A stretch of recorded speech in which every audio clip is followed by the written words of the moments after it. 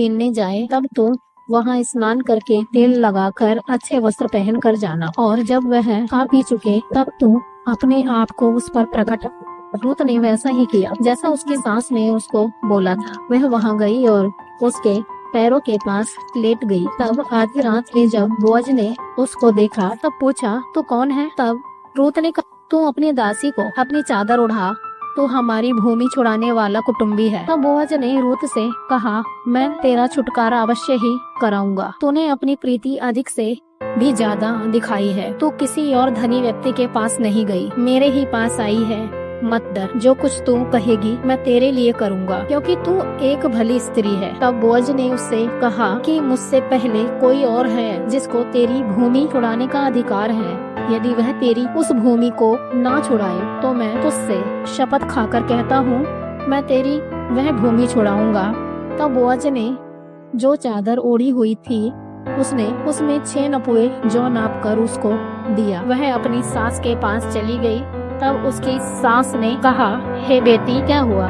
तब रूत ने कहा, बोअज ने मुझे ये 6 नपुए जौ नाप कर दिए हैं और साथ ले जाने को कहा, और यह शपथ खाई है मैं तेरा काम पूरा करके ही रहूंगा।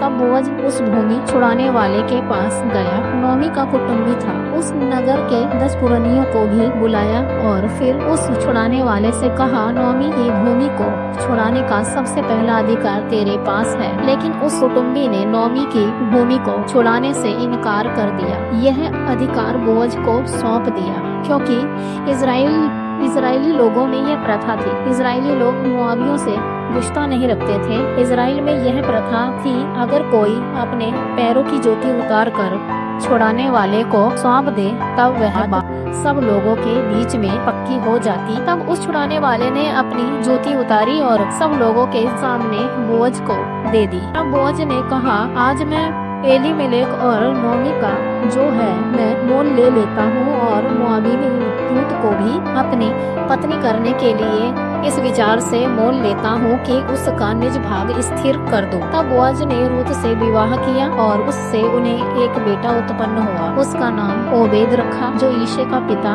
और दाऊद का दादा हुआ। इस कहानी से हम यह सीखते हैं, परिस्थितियाँ चाहे कैसी भी हो, प्रभु में हम अड़े और खड़े रहें। प्रभु आप सबको आशीष दे। इस चैनल को प्लीज आप लाइक कीजिए, सब्सक्राइब कीजिए।